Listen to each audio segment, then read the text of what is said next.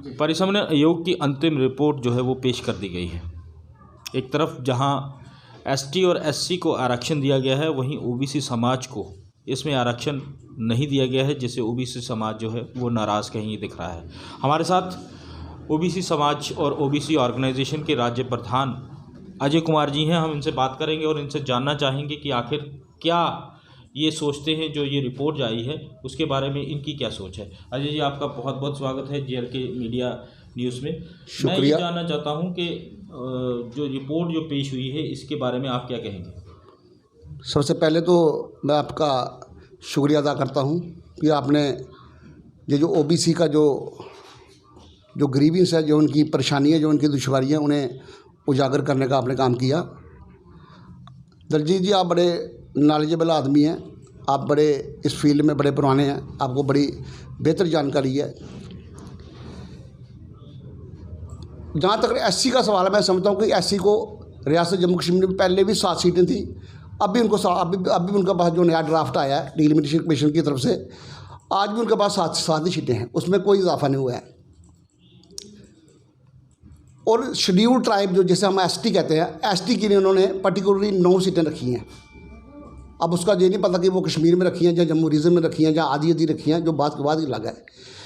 लेकिन मैं समझता हूँ कि ये जो ड्राफ्ट बना है, ये जो रीऑर्गेनाइज की गई है हमारी पूरी स्टेट की, ये जो डिलिमिटेशन हुई है, ये पूरी 90 सीटों की हुई है, हर हल्के की हुई है।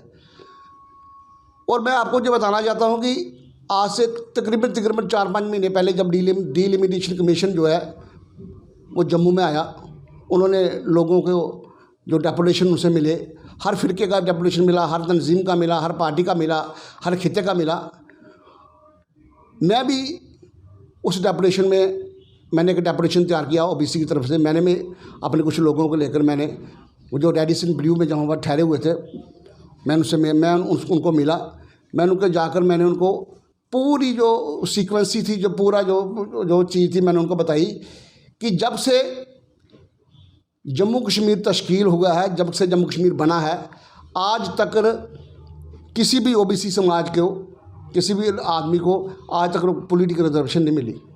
ना मेंबर कानून साजी में मिली, ना असम्बली में मिली, ना कहीं जो हमारी जो जम्मू की म्यूनसिपल कॉरपोरेशन वहाँ मिली। हमने उसको पूरे जो डाटा उनको पूरा शामिल किया था कि हमारी जम्मू में कितनी आबादी है ओबीसी समाज की, कितनी जाति हैं हमारी, कश्मीर में कितनी जाति हैं, जम्मू में कितनी जाति है, पूरा डाटा हमने उनको बनाकर उनको शामिल। और उनसे हमने जब मुतालबा किया था, उनसे हमने जो रिक्वेस्ट की थी, हमने कहा था कि ये लोग जहाँ पिछड़े हैं पिछले 70 साल से, क्योंकि पहले ये नैरेटिव दिया जाता था, पहले ये एक तासुर दिया जाता था कि जम्मू कश्मीर का अलग कॉन्स्टिट्यूशन है, जम्मू कश्मीर में आर्टिकल 370 है, जम्मू कश्मीर में 35A है, जम्मू कश्मीर की सरकार के पास अपना राइट है।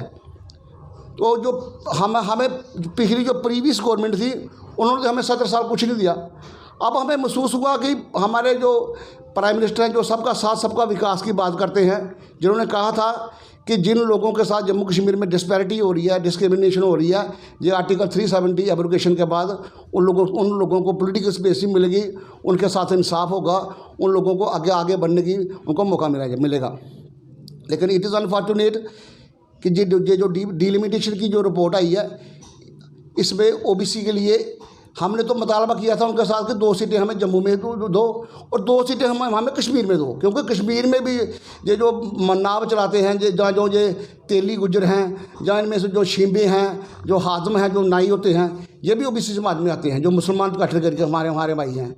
और जहाँ अगर जम्मू की बात करें, जम्मू में लवाने भी आते हैं, चीर भी आते हैं, कम्यार भी आते हैं, तरखान भी आते हैं, दोबी भी आते हैं, मतलब मुख्तलिफ जातों के लोग जो इसमें आते हैं।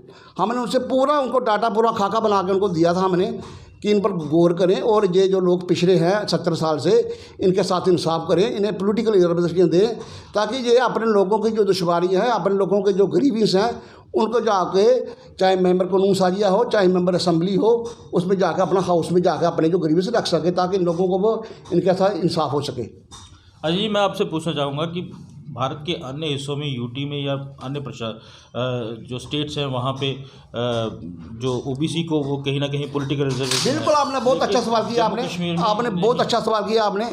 मैंने उनसे यही कहा था कि यूटी, जितनी भी यूटी है हमारी जम्मू कश्मीर में, हमें ड्यूटी के पैटर्न पर ही हमें जो रिजर्वेशन जो पॉलिटिकल मिल चाहिए, क्योंकि आपको पता है, मैं आपको बताना चाहता हूँ, आप तो मेरे से बेहतर जानते हैं कि जितनी भी ड्यूटी है, ड्यूटी में ग्राउंड से लेकर ना, पंच से लेकर, सरपंच से लेकर, जो जिला जैसे हम जम्मू में डीडीसी कहते हैं, जिला जो पंचायत होती है, वहाँ से लेकर असेंबली तक ओबीसी समाज के लोगों को वहाँ पॉलिटिकल रिजर्वेशन है।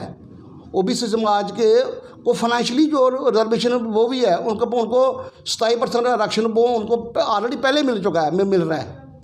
जब ये उनको जो बीपी सिंह की गवर्नमेंट थी 1990 में, उन्होंने इसकी इम्प्लीमेंटेशन की थी, हाउस में की थी, पार्लियामान में की थी। यूटी में मिल रहा है, स्टेट में मिल रहा है। लेकिन इट इज़ अनफॉर्चुनेट कि हमारे बच्चों को ना तो यूनिवर्सिटियों में, ना कॉलेजों में, ना किसी तालीमी इदारों में, ना किसी कॉर्पोरेशन में रिजर्वेशन मिल रही, ना हमें फाइनेंशियली रिजर्वेशन मिल रही, ना हमें पॉलिटिकल रिजर्वेशन मिल रही। ये सभी बातें हमने जो हमारा जो हदबंदी कमीशन आया था, जो हमारा डिलिमिटेशन कमीशन आया था, उनके समक्ष हमने रखी थी ये बातें कि इन पर गौर किया जाए, और जो जिन लोगों के साथ डिस्पैरिटी हो रही है, जिन लोगों के साथ जो डिस्क्रिमिनेशन हो रही है, उन लोगों को भी निजात मिलनी चाहिए। उन्हें भी आम शहरी की तरह जीने का मौका मिलना चाहिए। हम तो 70 साल से बी ग्रेड में जी रहे हैं।